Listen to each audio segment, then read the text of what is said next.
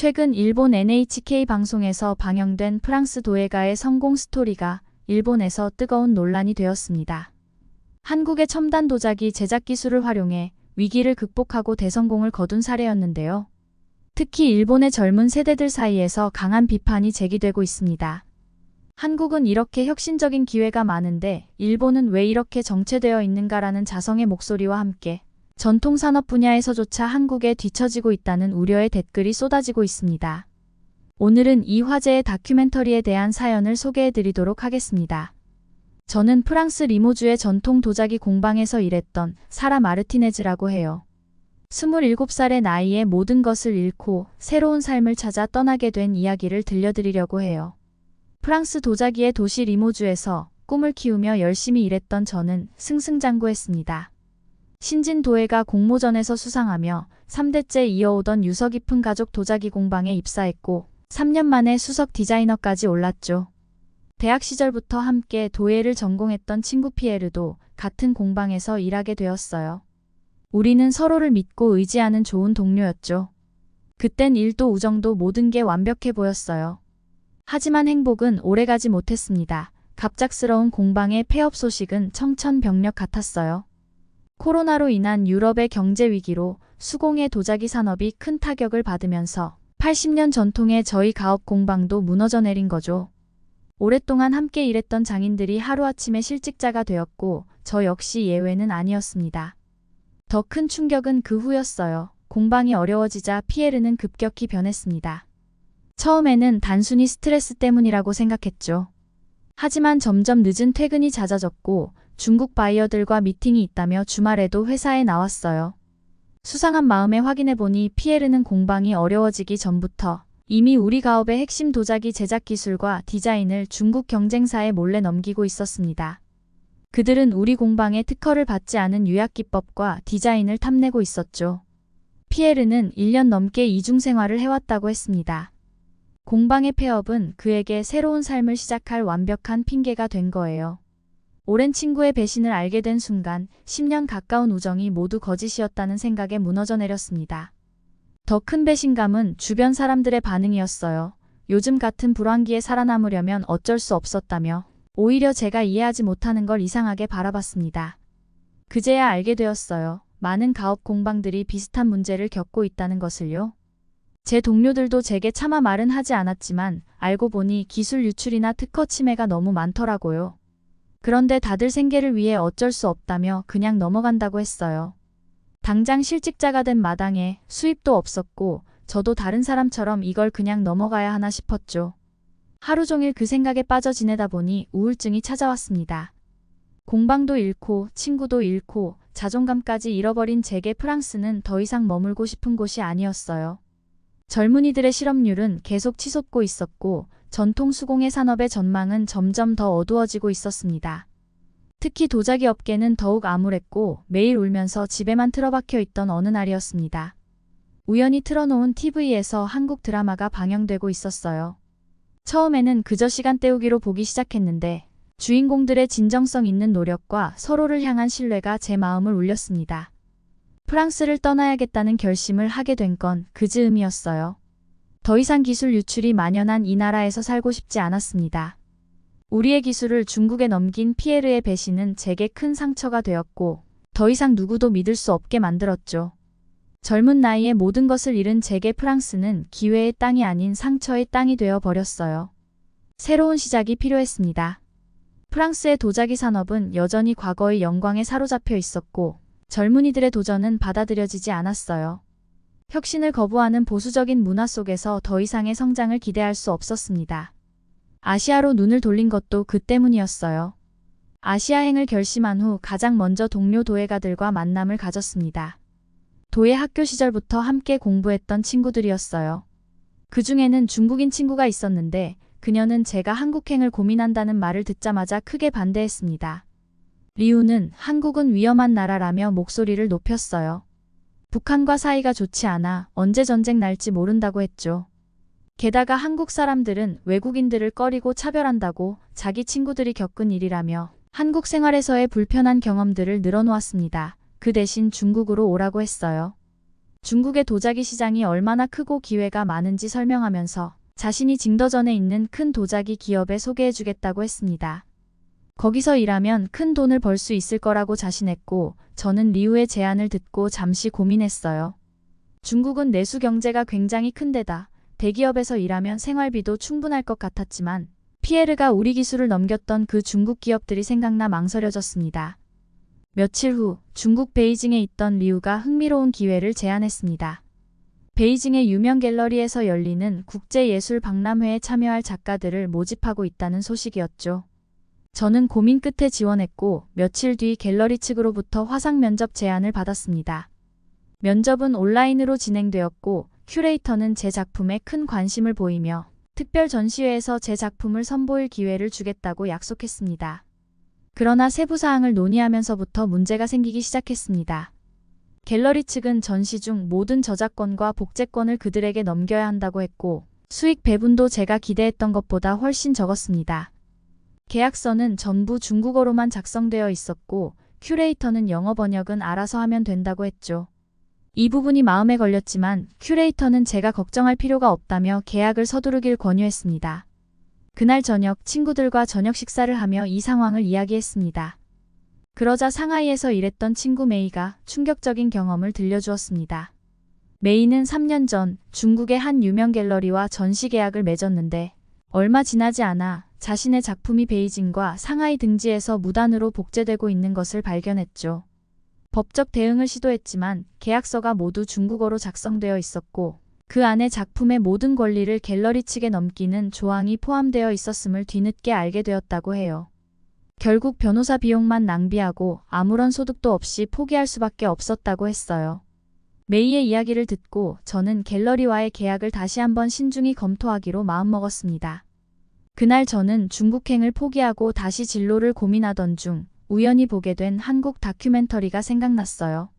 전통 도예가들의 섬세한 손길로 빚어내는 아름다운 도자기와 현대적인 작품들이 깊은 인상을 남겼어요.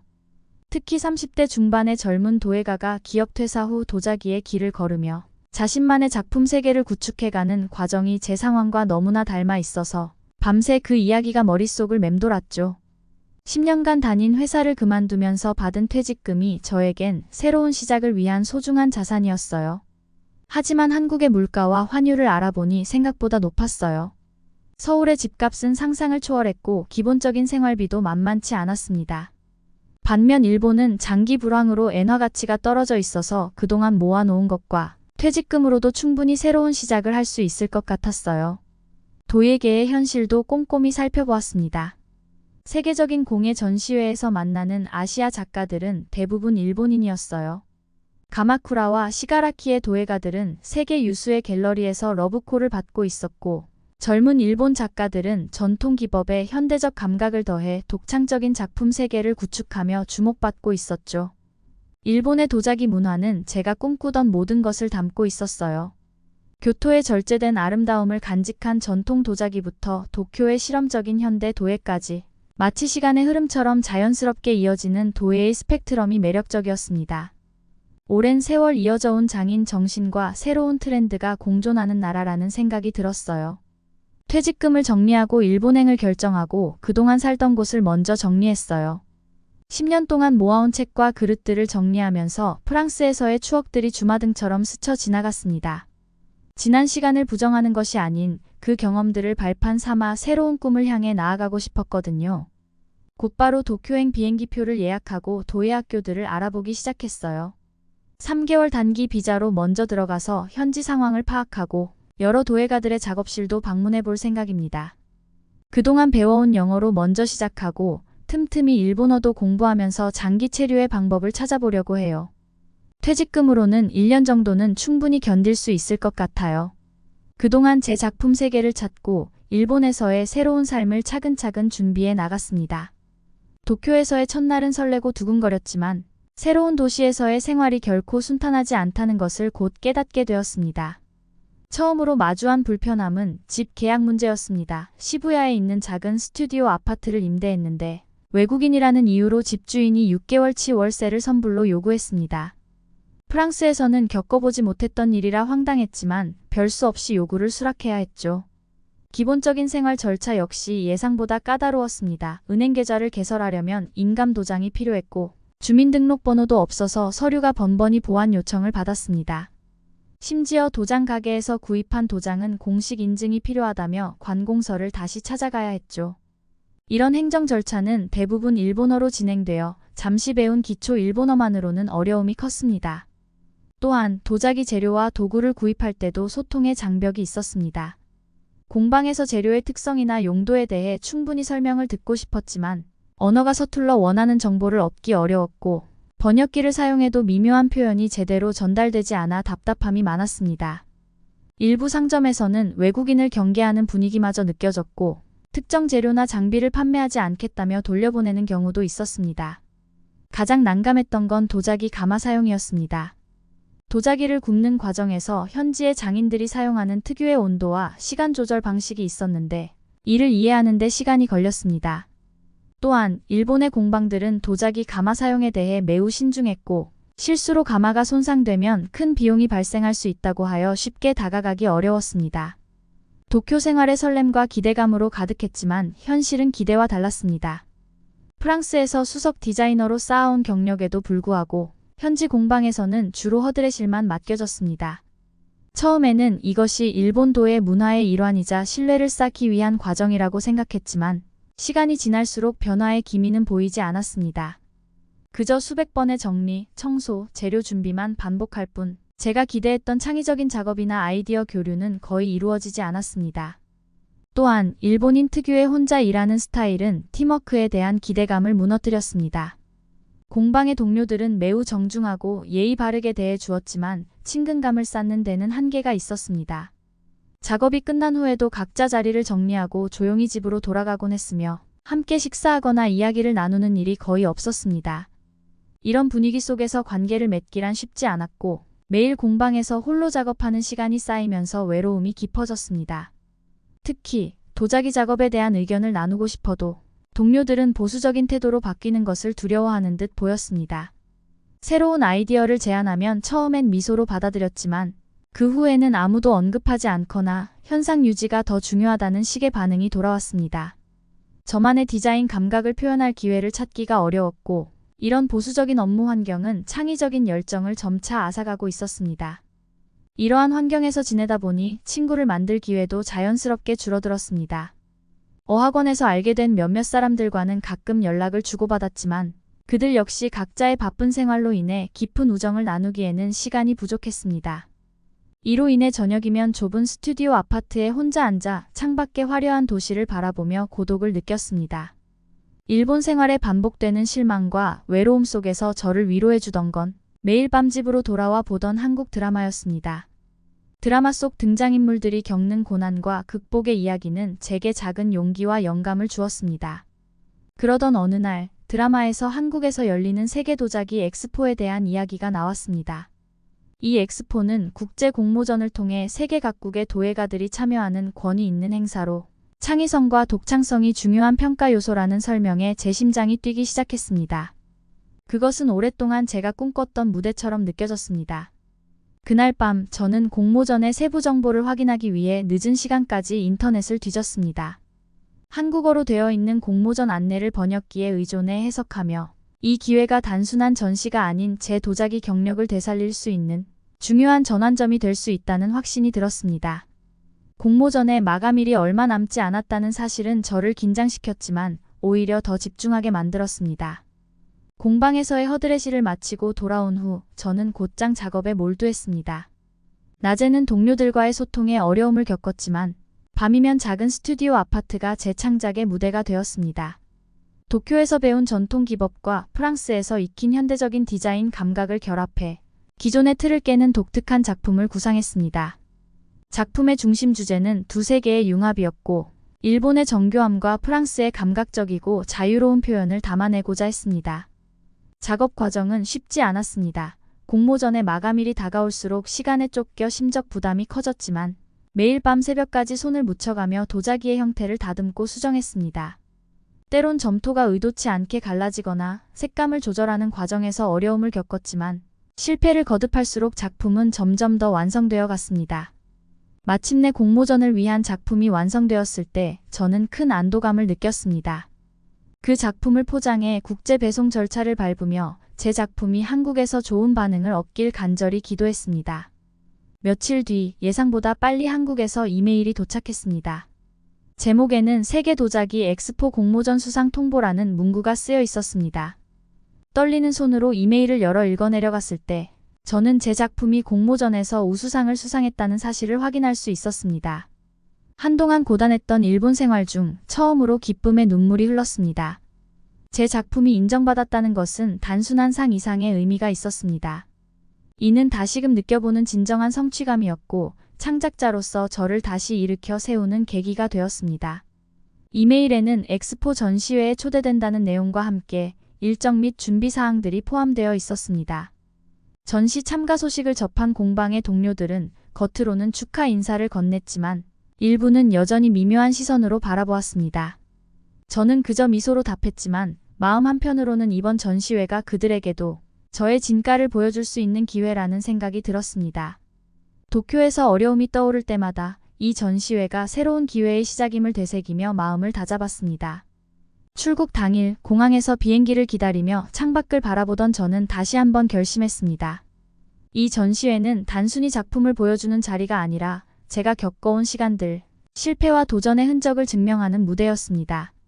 서울행 비행기가 인천공항에 착륙하던 순간 창밖으로 보이는 공항의 규모와 현대적인 시설에 눈을 뗄 수 없었습니다. 인천공항은 제가 도쿄에서 경험했던 것과는 또 다른 느낌이었습니다. 깨끗하고 세련된 분위기, 공항 내부를 채운 은은한 음악과 안내방송은 한국이 가진 현대적이면서도 따뜻한 이미지를 그대로 담고 있었습니다. 공항에서의 입국 절차는 생각보다 매끄럽게 진행되었고 친절한 공항 직원들의 미소가 긴장을 풀어주었습니다. 짐을 찾아 공항 로비로 나오면서 다양한 국적의 사람들과 화려한 전광판이 맞이하는 풍경이 마치 한 편의 영화 속 장면처럼 느껴졌습니다. 공항을 나와 전시회가 열리는 서울로 가는 길 한국의 고속도로는 또 다른 인상을 주었습니다. 넓고 잘 정돈된 도로, 고속으로 스쳐가는 차량들이 만들어내는 풍경은 활기차고 역동적이었습니다. 양옆으로 펼쳐진 푸른 산과 도시의 건축물이 어우러져 현대성과 자연의 조화를 보여주고 있었습니다.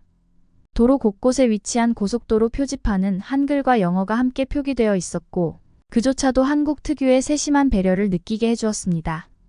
자동차 창밖으로 보이는 경치는 빠르게 변해갔습니다. 현대적인 고층 건물과 전통적인 기와집이 함께 어우러지는 모습은 이국적인 아름다움을 자아냈습니다. 서울로 들어서자 거리마다 분주한 사람들과 밝은 간판들이 눈에 들어왔습니다. 도시의 독특한 활기가 제 심장을 다시 두근거리게 만들었습니다.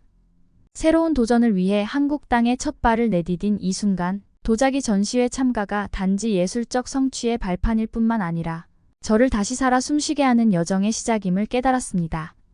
전시회가 열리는 공간은 한국 전통미와 현대적 디자인이 조화롭게 어우러진 장소였습니다. 참가자들과 교류하며 그들의 작품에서 각기 다른 스토리와 열정을 느낄 수 있었고 저는 그 속에서 오랜만에 진정한 소속감을 느꼈습니다. 특히 전시회를 찾은 관람객들이 제 작품 앞에서 발걸음을 멈추고 이야기를 나누는 모습은 그동안의 노력과 헌신이 헛되지 않았음을 깨닫게 해주었습니다. 전시회의 오프닝 리셉션에서 다른 도예가들과 함께 이야기를 나누며 서로의 작업 방식을 공유했습니다. 몇몇 한국 갤러리 관계자들은 제 작품에 관심을 보이며 전시나 협업에 대한 제안도 주었습니다. 일본에서 느꼈던 외로움과 벽을 넘어서 저는 새로운 가능성을 향해 한 걸음 내디디고 있었습니다. 특히 그날 저녁 제 작품을 유독 오래 바라보던 한 남성이 눈에 띄었습니다. 나중에 알게 된 사실이지만 그는 테이블테크라는 주방 IT 스타트업의 CEO였어요. 그는 전통 도자기의 아름다움을 현대적 감각으로 재해석한 제 작품들의 깊은 인상을 받았다고 했습니다. 식기의 온도 센서를 결합해 음식의 적정 온도를 유지하는 아이디어부터 그릇 바닥에 QR코드를 통해 음식의 레시피와 영양 정보를 제공하는 컨셉까지 제가 일본에서 시도했던 다양한 프로젝트들이 그의 시선을 사로잡았나 봅니다.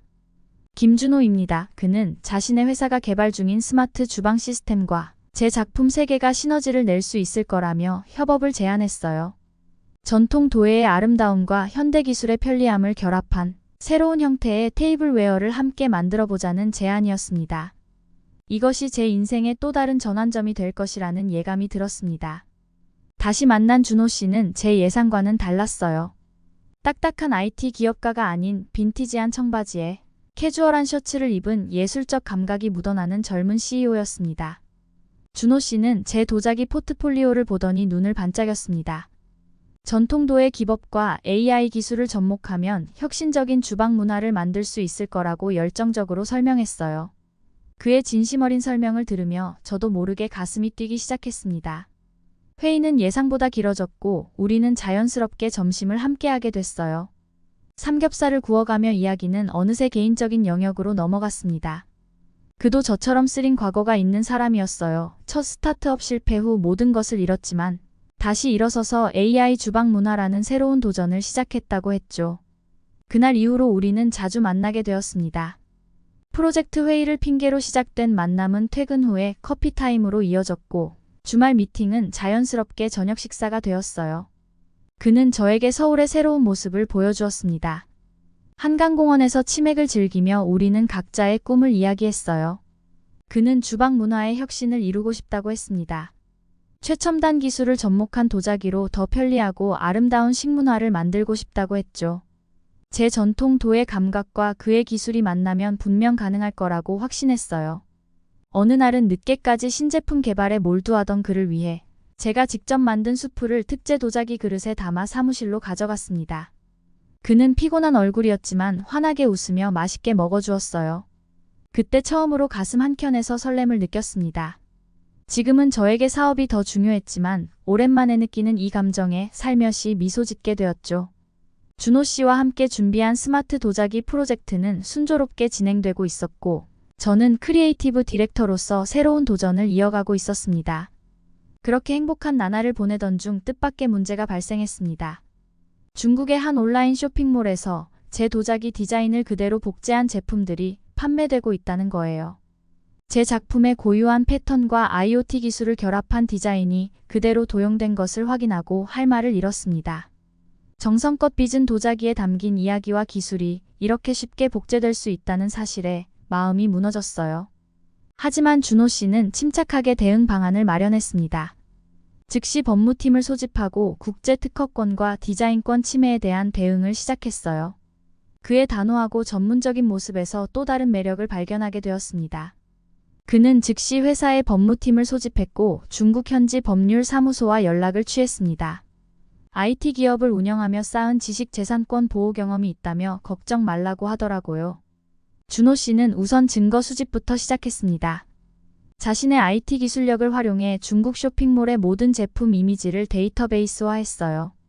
제 원본 도자기 디자인과 비교 분석하여 표절 정도를 수치화하는 작업도 진행했습니다. 밤을 새워가며 준비한 자료들이 쌓여갔어요. 준호 씨는 제 옆에서 한시도 떨어지지 않고 힘이 되어주었습니다. 때로는 제가 지칠 때면 따뜻한 차를 타와주며 포기하지 말자고 용기를 주었어요. 준호 씨가 고용한 한국 변호사가 현지 지식재산권 보호법을 근거로 강력하게 대응했고 도자기 디자인 도용의 증거가 명확했으며 국제 저작권 침해에 해당한다는 점을 부각시켰습니다. 오랜 법적 공방 끝에 마침내 승리할 수 있었어요. 중국 쇼핑몰은 모든 복제품을 삭제하고 공식 사과문을 게재했으며 합의금도 지급하기로 했어요. 이는 외국인 도예가가 중국에서 승소한 흔치 않은 사례가 되었습니다. 전부 유능한 한국 변호사와 준호 씨 덕분이었죠. 이때 처음으로 누구와 함께 일하느냐가 얼마나 중요한지 절실히 깨닫게 되었어요. 이 사건을 겪으며 준호 씨와 저는 더욱 가까워졌어요. 힘든 시간을 함께 견뎌내면서 서로에 대한 신뢰가 더욱 깊어졌습니다. 그는 제 도자기 디자인을 지키기 위해 자신의 모든 것을 걸고 싸워주었어요. 우리의 승소 결과는 다른 도예가들에게도 희망이 되었습니다. 중국이 아무리 디자인을 카피해가도 한국의 IT 기술력과 법적 체계를 바탕으로 지식재산권을 지켜낼 수 있다는 것을 보여준 사례가 된 거죠. 많은 도예가들이 자신들의 권리를 지키기 위해 중국과의 법적 공방에 용기를 내기 시작했어요. 승소 후 우리는 더 큰 꿈을 꾸게 되었습니다. 전통 도예와 IT 기술의 결합이 단순한 실험을 넘어 하나의 새로운 문화를 만들어낼 수 있다는 확신이 생겼어요. 준호 씨는 제 작품을 보호하기 위한 블록체인 기반의 인증 시스템을 개발하자고 제안했습니다. 각각의 도자기에 고유한 디지털 서명을 새겨 위조를 원천적으로 방지하는 시스템이었죠. 우리의 스마트 도자기는 이제 예술성뿐만 아니라 기술적으로도 완벽한 보호를 받게 되었어요. 전시회에서 만난 다른 작가들도 이 시스템에 관심을 보였고 곧 하나의 플랫폼으로 발전해 나갔습니다. 준호 씨는 이 모든 과정을 이끌며 때로는 기술 전문가로, 때로는 든든한 지원군으로 제 곁을 지켜주었어요. 그렇게 바쁜 나날을 보내던 어느 날 준호 씨가 특별한 제안을 했습니다. 회사 옥상에서 야경을 바라보며 와인을 마시던 중이었어요. 그는 조심스럽게 제 손을 잡더니 이제는 사업적 동반자를 넘어 인생의 동반자가 되고 싶다고 했어요. 밤하늘의 별빛도 저의 행복을 빌어주는 듯 반짝이고 있었습니다. 그렇게 행복한 나날을 보내던 어느 날 뜻밖의 소식이 들려왔습니다. 프랑스 도자기 협회에서 연락이 온 것입니다. 제가 개발한 혁신적인 도자기 작품들이 주목받아 국제 전시회에 초청되었다는 내용이었습니다.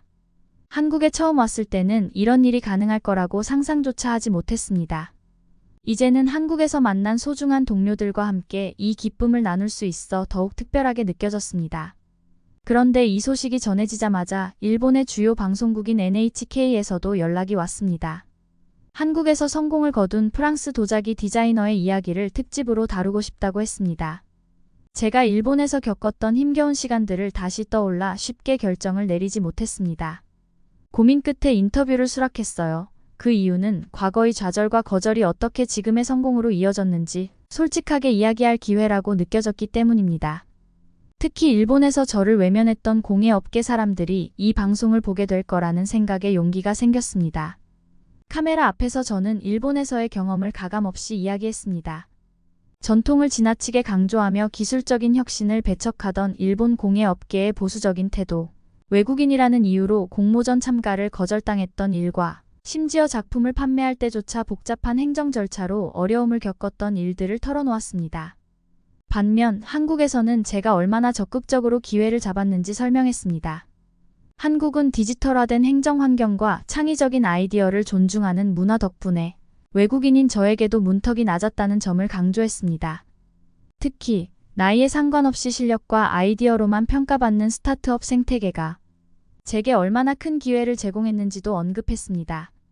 인터뷰를 진행하던 PD는 당황한 기색을 감추지 못했습니다.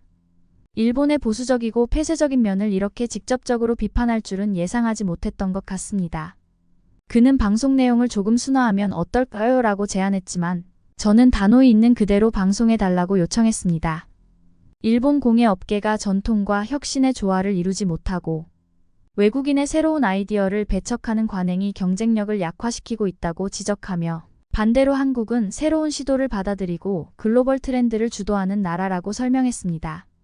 마지막으로 프랑스 도자기 협회로부터 받은 초청장을 보여주며 이렇게 말했습니다.